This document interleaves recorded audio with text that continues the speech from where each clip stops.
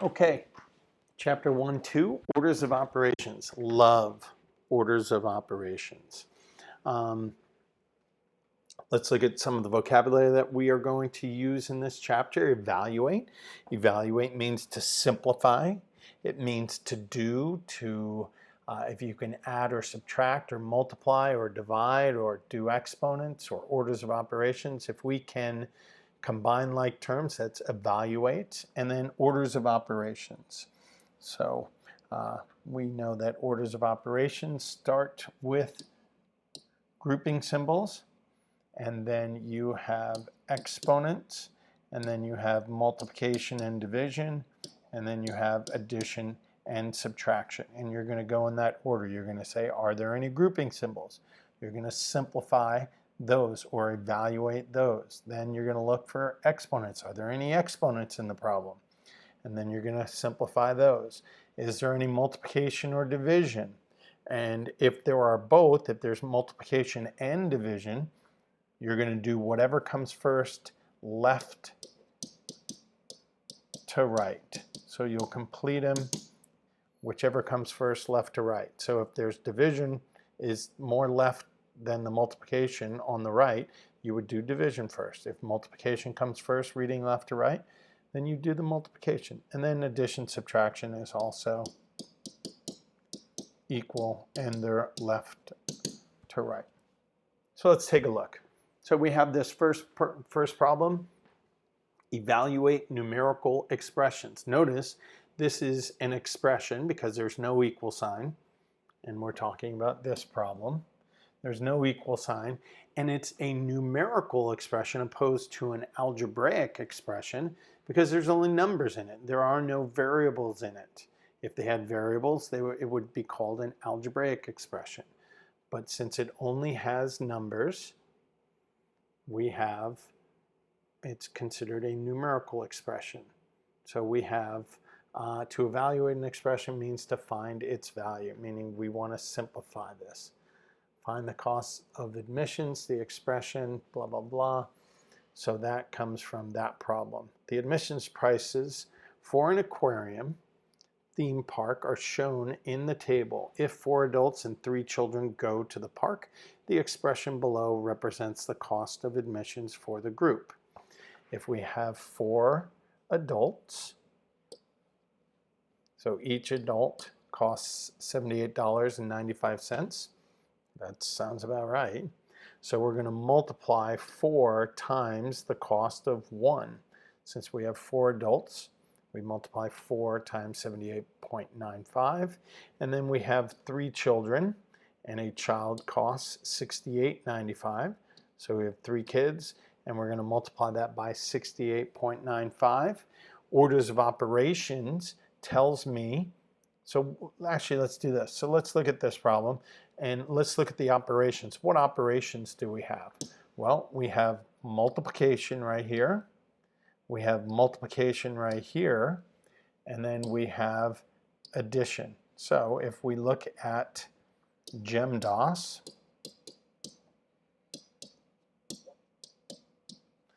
we would do, are there any grouping symbols?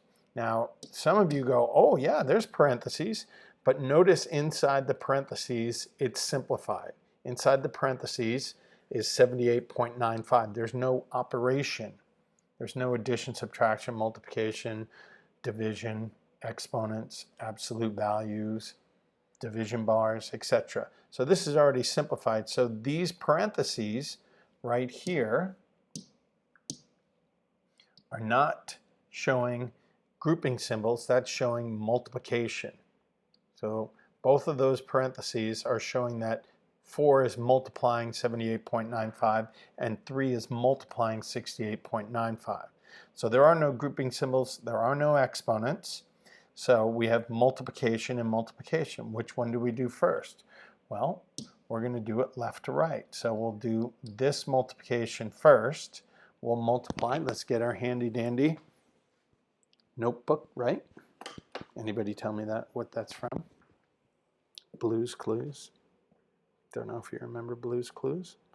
4 times 78.95. We've got our calculators out. And that's going to, I don't like that. Let's use a pen, please, or pencil. That's going to give us 315.8. And now we're going to multiply 68.95 times 3. And on our handy dandy calculator, 68.95 gives us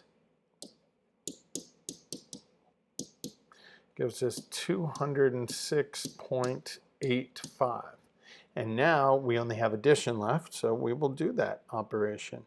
We will add 315.8 plus 206.85, and we get 522.65. And since it's talking about money, what is the cost? I would include a dollar sign on there. So to take 3 people, 3 kids and 4 adults is $522. That is really expensive. Holy moly. So that would be a good example of what we would do. Let's look at this one. So there's only one operation evaluating this expression. We know that 3 to the 5th. What's the base of this exponent? Here's the exponent. 3 is the base. So we know that we have the base times itself, however many the power is. So we have 3 to the 5th. So we're going to multiply it 3 times itself 5 times. And we can, I'll show you this on this, nice. We can use our calculator here. We would hit 3. Now you see we have x to the 2nd, x to the 3rd. Well, we need x to the 5th, and we don't see an x to the 5th. So we're going to use the x to the y button right there. So we're going to push that, and then we hit 5, and then equal. So 3 to the 5th equals 243. Like it says, 243. Good? So very good little test on how to use. You can also, I don't know, no carets here. Let's see, let's go to Google Calculator. And you can see this. Google Calculator. Let's take a peek on how to do that. I don't know. Where's Google Calculator? Oh, you can just, oh, okay. You can just type it in the search bar. So if we want to do 3 to the 5th, you do 3 and then caret. That is the shift key over and the 6 button, not caret. And then we want 3 to the 5th. And maybe you hit the return button and it equals 243. So where is caret here? Oh no, they use the x to the y. But you could type that. I think you can still. So if we do C and we do 3 caret 5. Ooh, that's pretty cool. And then the equal button. I like that. That's pretty nifty. So that's how you would do it on Google online on your search bar. So evaluating means we just have to simplify it. What is the answer of that? So let's pause for a second. You try these 3 problems and see what you get. When you're ready to see the answers, unpause. So when we see 2 to the 4th, we know that that's 2 times 2 times 2 times 2, or 2 times itself 4 times, which equals 16. 4 to the 5th is 4 times itself 5 times, or 1024. 7 to the 3rd is 7 times 7 times 7, or 343.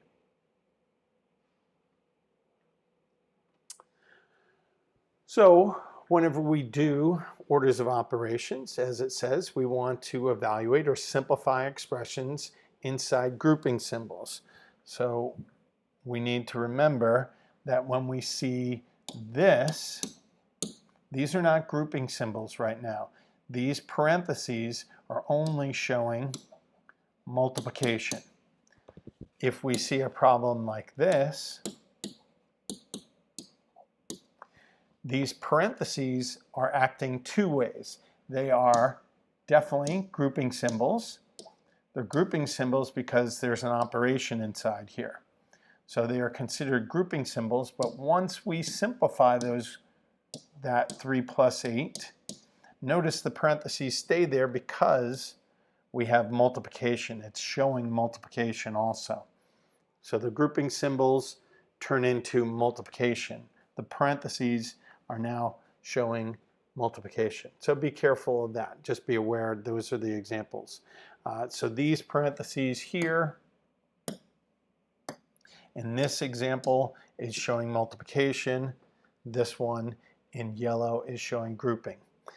We just saw examples of powers. So we're going to do those second, and then multiplication, division, and then addition, subtraction.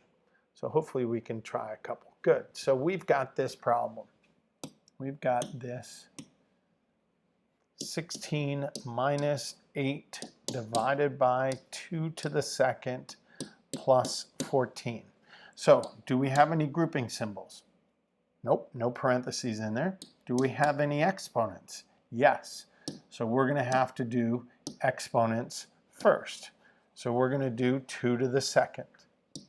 So when we do 2 to the second, that's 2 times 2, which equals 4. And what I would advise you to do is to look at it in that way. I would definitely rewrite it. Are there any more exponents? Nope. Now we have multiplication and division. So do we have any multiplication or division? Yeah, we have division. Here is a tricky problem. They've already opened it up. What are we dividing? I know that half of you will get this question incorrectly. What are we dividing? We are dividing -8 divided by 4. We have to look and see what that sign is to the left of that number. That is -8 divided by 4. So we're going to simplify that. What is -8 divided by 4? 8 divided by 4 is 2. A negative divided by a positive is a negative. So -8 divided by 4 is -2. We're going to rewrite the problem. That is not 16 minus -2. I see a lot of students make that mistake. So now, is there any more multiplication or division left? Nope, we only have addition and subtraction. And since we have addition and subtraction, we're going to do whatever comes first, left to right. So subtraction comes first. So we are going to do the subtraction problem. 16 minus 2 gives me 14 plus 14, and that gives me 28. So I just evaluated this numerical expression, and we get 28. You try 2A and 2B, pause the video, do that on your composition book, in your composition book, and once you have finished both those problems, unpause it, and we'll go over the problem.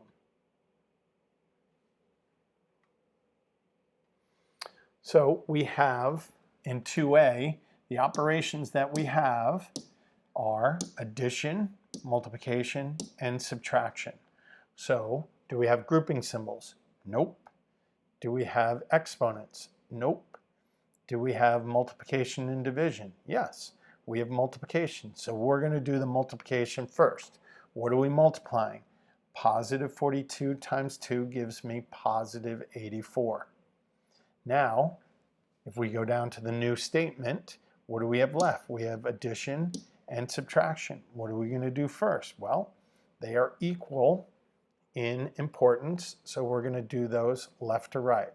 So we'll do 3 plus 84, which is 87, and then we can simplify 87 minus 5. In 2B, we have subtraction, addition, we have an exponent, we have subtraction, and we have multiplication. So we're going to look. Do we have grouping symbols? Nope. Do we have exponents? Yes. 8 to the second. So we are going to simplify 8 to the second. 8 times 8 is 64. And then we rewrite the rest of the problem, moving that down into that space and rewriting everything else. So we have 20 minus 7 plus 64 minus 7. So what are the operations? We have subtraction, addition, subtraction. Well, those are equal. We do those on the same. So we're going to do those left to right. 20 minus 7 gives me 13. So I write 13 plus 64 minus 7. Now we have addition and subtraction. We're going to do left to right. 13 plus 64 gives me 77. Minus 7 gives me 70. Expressions with grouping symbols. So now we're going to look at these problems and they're going to be a little bit more complex. So we have division, addition, we have multiplication right in between the 5 and the parentheses, and then we have grouping symbols right here. So what are we going to do first? We're going to do grouping symbols and we're going to simplify what is inside the grouping symbols. 10 minus 6 gives me 4. And notice they rewrote the problem.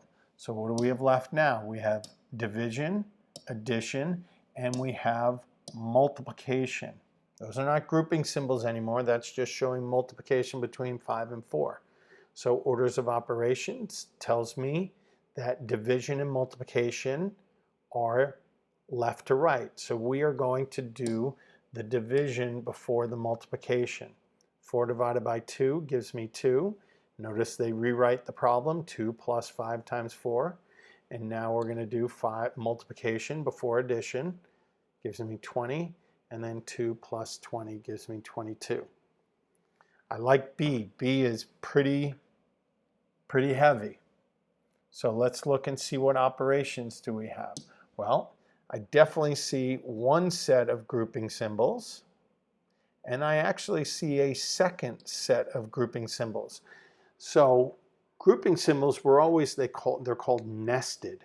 So we're going to do the innermost grouping symbol first. We also have multiplication between the 6 and the grouping symbol. We have subtraction. We have addition, which is inside the grouping symbol, and we have an exponent. So there's lots of things. So remember what our order is. We're always going to do grouping symbols, exponents, multiplication, division, addition, subtraction.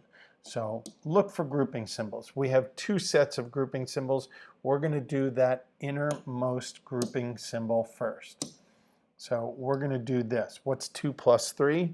That gives you 5. We have to simplify that first. Now, we still have a set of grouping symbols out here.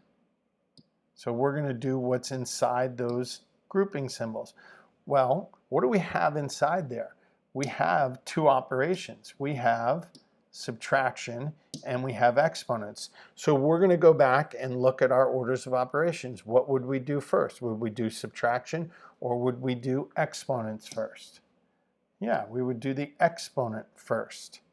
Now, notice that negative is not inside that parentheses of the 5. So that is really important. So the base of the exponent 2 is 5, only 5 because that negative is not included inside it. So 5 squared is going to give me 25. And then I bring down that negative sign. That negative sign gets brought down because it was not part of that exponent. And now we have still grouping symbols. We still have those parentheses. They haven't gone away because we still have, oh, that was not good, because we have that operation inside this grouping symbol. So we have subtraction. 32 minus 25 gives me 7. And then we have the parentheses now not acting as a grouping symbol, but acting as multiplication. 6 times 7 is 42. Good. And C is a good one also. And I like C because it uses what we call a vinculum or a division bar. A division bar or a vinculum is very similar to a grouping symbol. If we rewrote this, this tells me, hey, do all of the stuff in the numerator first. Simplify that numerator, simplify that denominator prior to doing this division bar, prior to dividing. So we have to do, if we wanted to write this out, this would be an advanced question. If we wanted to write this out as a math problem, you would have 2 to the third minus 5 divided by 15 plus 9. So vinculums are a form of a grouping symbol. So we're going to do what's on the top, and we're going to do what's on the bottom before we do that division. So inside these grouping symbols here, inside these ones, we have two operations. We have exponents and subtraction. We would do the exponent first, so we would do 2 to the third, which gives me 2 times 2 times 2, or 8 minus 5. And grouping symbols are left to right also. We'll do the grouping symbol when they are not nested, like in B. B was nested grouping symbols. C, they are not nested, so we would do them in order left to right. So we're going to do the grouping symbol, 8 minus 5, which gives me 3 divided by 15 plus 9. And then we have the grouping symbol, 15 plus 9 gives me 24. And 3 divided by 24. Now, understand that this is the same thing. So this looks a whole lot more familiar and easier. So we can reduce this fraction. We can't leave it as 3 over 24 because it has a common factor, a number that goes into both of those. 3 goes into 3 once, 3 goes into 24 8 times, and you have 1/8. If you gave me the answer 0.125, I would accept that also. Both of those are correct. I will not, this is not simplified. You cannot give me 3 over 24. If we do 1 divided by 8, that gives us 0.125. That is a fraction that you should know its value of. Let's see. 3, ooh, no, not or. I will not take this. No, only 1/8. Only 1/8. I will take the decimal value also. So that's a good one because it's a vinculum. You don't have to convert it into this type of problem. If you wanted to simplify this problem, 2/3 minus 5 over 15 plus 9, you could just do this. 2 to the third is 8 minus 5 over 15 plus 9. And then we can simplify the numerator and denominator, and you get 3 over 24, but then you would have to reduce it. So that's what it would look like if you kept it as a fraction. Let's try these 3 problems. These will take a little bit more time, so pause it, work each one of them out, and then unpause the video to find the solutions. Check your solutions. So 3A, we see that we're going to do our grouping symbols first. Inside the grouping symbol only has one operation, 10 minus 8. So 10 minus 8 is 2. Now we have multiplication, multiplication, and addition. On that next line, multiplication, multiplication, and addition. So we're going to do the multiplication that comes first, left to right. So 5 times 4 is 20. We have multiplication and addition. We're going to do multiplication before addition. 20 times 2 is 40, plus 20 gives me 60. 3B, we have 2 sets of grouping symbols, and these grouping symbols are nested. So we're going to do the one on the inside, and there's only one operation in that inside. So we have 3 minus 2 is 1. Now we're left with one grouping symbol, but we have multiple operations. We have addition and we have exponent inside of that last grouping symbol. So we're going to do 1 to the second, which is 1 times 1. 1 times 1 is 1. So we rewrite the problem. We still have grouping symbols and an operation inside of it. That's why we know it's still a grouping symbol, because it has an operation of addition in there. 10 plus 1 is 11. And now we can drop off this. This is not showing multiplication anymore. That is the opposite of 11, which equals negative 11. All right, so that is not 15 times, because you have 15 minus 11. So these parentheses can drop off. And now we're left with subtraction and addition. 15 minus 11 is 4, plus 6 is 10. 3c is a vinculum, so we can simplify the numerator. And in the numerator, we have grouping symbols and an exponent.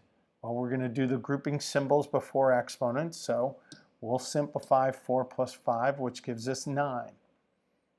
And then we have 9 to the second, which equal, well, I definitely did a little bit of both here, didn't I? I did underneath there. I didn't simplify 9 to the second, which equals 9 times 9, or 81, to give me that. For some reason, I started simplifying the bottom, which you can get away with. That's not a bad thing, because remember, we're going to simplify everything on the top and everything on the bottom before we do the division.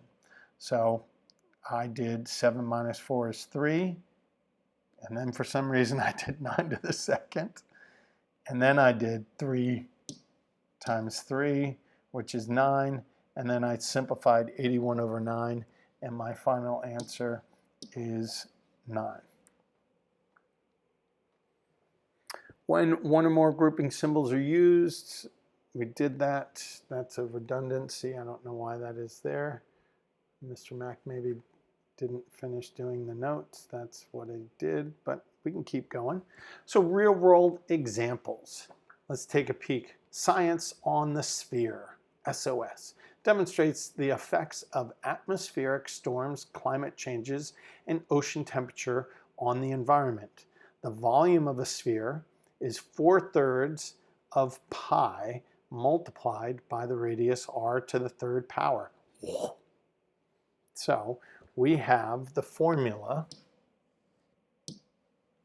volume, here it is, volume equals 4/3 pi times the radius to the third power, or what we say cubed. Good, write an expression that represents the volume of a sphere. 4/3 pi r cubed. Now we should know that from last year in 7th grade. So a sphere looks like this. It's a round object, and that is the volume formula for the sphere. We knew it was going to be volume because why? What in this volume problem gave me a hint that it was going to be a volume problem opposed to a surface area problem? Yeah, the cubed. When you deal with volume, you deal with 3 dimensions, so you're going to see cubed. When you deal with surface area, you deal with 2 dimensions, so you typically see squared. Now it says find the volume of a 3-foot radius. So if we're given that the radius is 3 feet, that's going to go in for r. So we're going to substitute. We see that we substitute 3 in for the r, and technically you can plug in 3.14 for pi, but they leave it as pi because that's more accurate. So if we have orders of operations, we have multiplication, multiplication, and then we have exponent. So what are we going to do first? Well, we're going to do the exponent, 3 to the third, which is 3 times 3 times 3, which gives us 27. Now we have multiplication and multiplication. Well, they want to keep that pi as a symbol representing a value. So we can do the commutative property. We can mirror the pi and the 27. So we can turn this problem into this. So we can multiply the 4/3 times 27. Now, some of you will want to do that on your calculator, which is not a good thing. We like fractions. So if we do 4 divided by 3, you're going to get this repeating decimal. And it won't be accurate. It'll be an approximation. So what we can do, if we look at 4/3 times 27, well, when we multiply fractions, we can turn 27 into a fraction, which is 27 over 1, and we can cross cancel. What number goes into the denominator and numerator? 3. 3 goes into 3 once, 3 goes into 27 9 times. And now we can multiply across. 4 times 9 is 36. 1 times 1 is 1. 36 over 1 gives me 36. So that's why that problem ended up being, oh, that was too much, 36 pi. Because 4/3 times 27 gives us 36. And then we bring down the symbol pi. Good. The volume of the sphere is 36 pi cubic feet. Cubic because we are dealing with, yes, volume. All right, let's take a look at this problem. Let's do this guided practice one. So let's do this. Forest fires, according to the California Department of Forestry, an average of 539.2 fires each year are started by burning debris, while campfires are responsible for an average of 129.1 fires each year. Write an algebraic expression for the total number of fires in F years due to debris fires and campfires. Okay? And then the second question, how many total fires would there be over a 5-year period?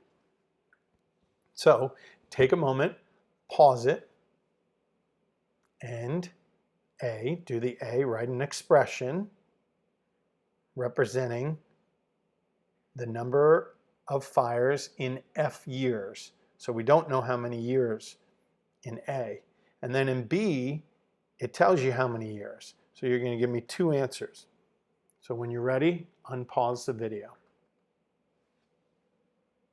So the algebraic expression for in F years, meaning we don't know how many years, well, if we're going to have the number of fires caused by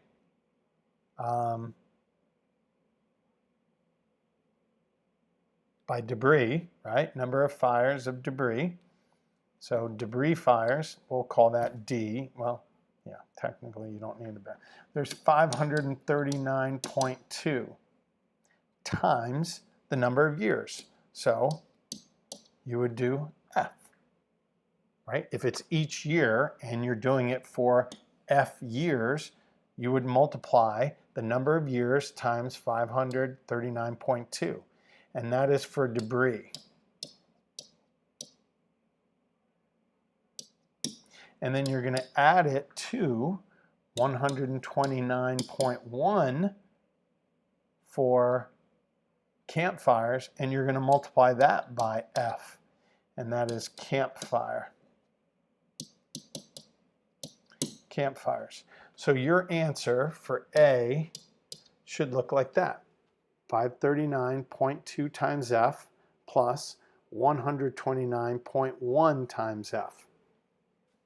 And then B tells you, hey, I know how many years now. I know how many F. If F represents a number of years, then we're going to do 539.2 times 5 plus 129.1 times 5.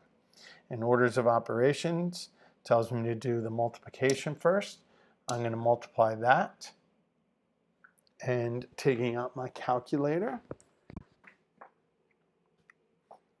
gives me 539.2 times 5 gives me 2696. So there would be 2,696 debris fires in those 5 years. And then I'm going to take 129.1 times 5, and that would give me 645.5 campfires in those 5 years. And then I would add those two together. And that would give me a total of 3,341.5 fires in those 5 years. So you would expect to get that many campfires, or excuse me, that many forest fires in that time. How many total fires would there be over a 5-year period? Cool? That's a good one. All right. And then we have preparing assessments, and you can look at the preparing assessments and the other sort of homework problems, answers, practice problems. You can see those in the notes. Those will be available for you. Thanks. Appreciate it. Come and see me if you have questions.